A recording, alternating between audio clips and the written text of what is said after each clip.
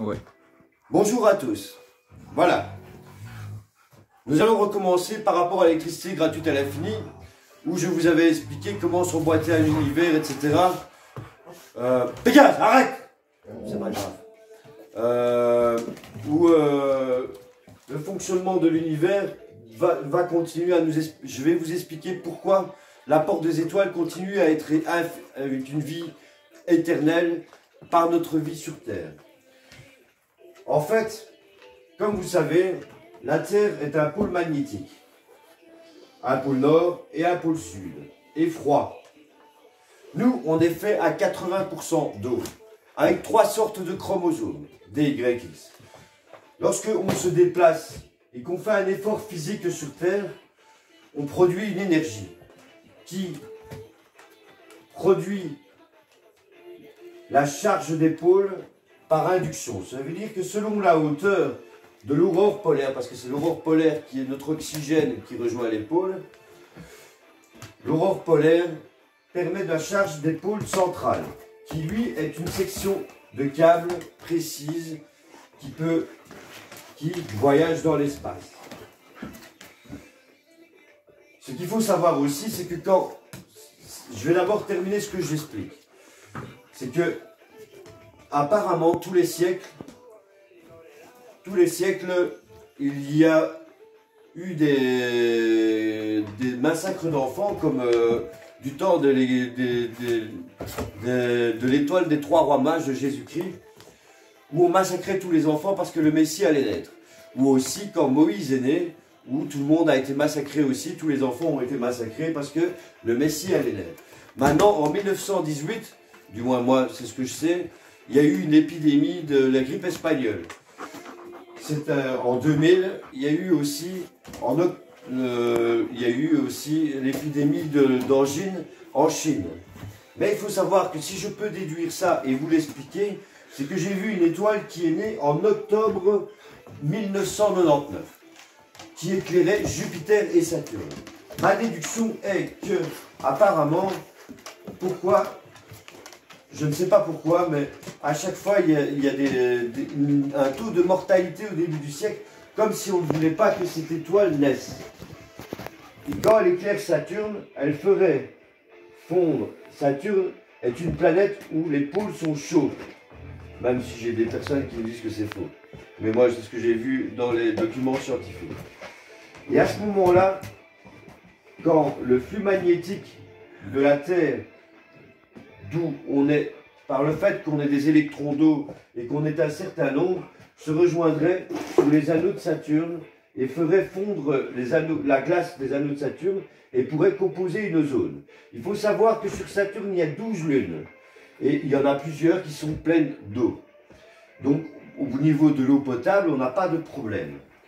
Et ça expliquerait aussi pourquoi les Juifs devaient marcher après leur terre promise, puisque cela permettait, par leur énergie de déplacement, comme en physique, on peut le voir, la dynamo, il faut qu'il y ait un certain flux magnétique pour que je puisse allumer ma lampe. Si je n'ai pas assez de flux magnétique dans mes dynamo pour allumer la lampe, je ne saurais pas allumer ma lampe, quoi. Je suis désolé, je m'exprime mal. Donc il faut être un certain nombre sur Terre pour pouvoir allumer cette lampe. Ce qui est étonnant, c'est que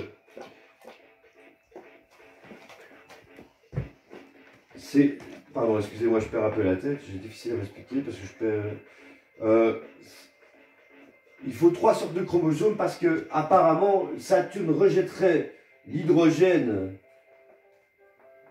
permettant le 2 de notre déplacement des 3 sortes de chromosomes, donc les 3 sortes d'oxygène pour composer l'étoile, et n'aurait son maintien que si le nombre de personnes qui sont sur Terre reste présent pour la constituer, pour pouvoir continuer à donc peupler Saturne et mettre les arbres, la nature, etc., lorsqu'elle est viable. Je l'ai déduit, je rappelle, parce que en octobre 1999, il y a une étoile qui est née et qui éclairait Saturne et Jupiter, et naturellement un peu la Terre. Ça, je l'ai su parce que quand j'étais serveur, j'ai montré ça à un client qui était sexagénaire et qui m'a apporté un magazine me montrant que Jupiter et Saturne étaient éclairés par une nouvelle étoile. Et on devenait un espace bisolaire. Maintenant, par rapport à un autre truc, c'est que ça, c'est une chose. Mais pour continuer à faire vivre la porte des étoiles, logiquement, elle a fait mettre les galaxies, comme je vous avais montré, dans leur mouvement circulaire, l'une en face de l'autre, et ça sur toute la longueur, l'une en face de l'autre, l'une au-dessus de l'autre, et l'espace qui est là, au centre, lui permet de produire, par la route de fait qui vont dans un sens, deux dans un sens et un dans un sens, et que pour finir ça produit un effet giratoire le long du truc, produit un flux magnétique d'aspiration. Et quand on meurt et qu'on est sur Terre, l'hydrogène qui est dans notre cerveau rejoint ce trou noir formé par des galaxies qui sont l'une en face de l'autre, qui lui permettent peut-être de produire comme un cortex de l'œil la visibilité de ce qui se passe sur Terre et continuer à se nourrir d'hydrogène et d'oxygène par le flux magnétique central de la Terre. Voilà. Je ne saurais pas expliquer, je me suis peut-être mal expliqué sur tout ce que je viens de citer, parce que c'est difficile de s'exprimer vis-à-vis d'une compréhension telle que celle-là, et de savoir d'où on la sort, cette compréhension. Mais c'est en regardant les étoiles, et pour moi c'est des déductions logiques, dans le sens où, dans la Bible, il est dit, on est fait à l'image de celui qui nous a créés. Donc toutes les réponses sont dans l'univers, par rapport à notre corps, mais dans un autre constituant physique. Mais il faut bien comprendre que la porte des étoiles, pour continuer à se nourrir, elle avait besoin d'avoir une continuité d'hydrogène. Et si les trous noirs ne sont pas le space qui est au centre d'une galaxie qui est en rotation, il fallait qu'on ne continue pas à tomber dans l'espace pour produire, comme je vous l'avais expliqué dans l'autre vidéo, la forme ronde des soleils qui n'est produite que par une chute libre le permettant. Voilà.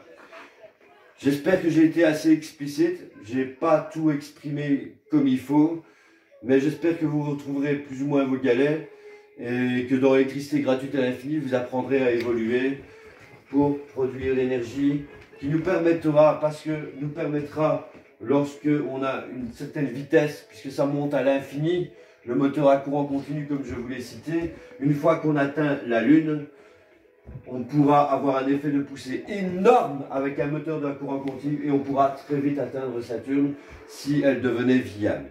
Mais en apparence, avec ce qu'il y a comme épidémie, comme massacre depuis 2000 ans, je dirais quand même qu'il y a une certaine volonté des hommes de détruire cette visibilité d'espace bisolaire au début du siècle quand elle naît, pour pas qu'on puisse être conscient qu'il y a bien une terre promise, comme c'était annoncé pour les Juifs, qui devaient continuer à rester sur terre pour marcher autour de la terre avec les chevaux qui produisaient encore plus d'oxygène pour produire au niveau de l'aurore polaire la charge par induction des pôles, pour avoir le rejet d'hydrogène qui permettait la naissance d'un soleil entre Saturne, la Terre et Jupiter.